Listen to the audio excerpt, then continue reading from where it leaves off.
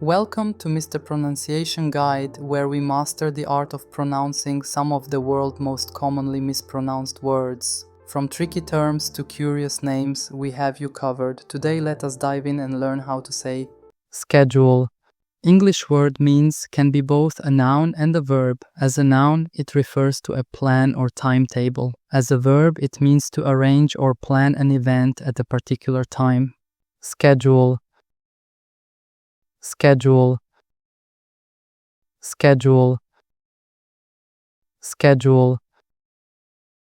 Schedule. Schedule. Schedule. Schedule. Schedule. Check out more videos on pronouncing tricky words and names with confidence. Avoid common mispronunciations with tips from this video. If you found it helpful, I would love your support. Thanks for watching, and I will see you soon.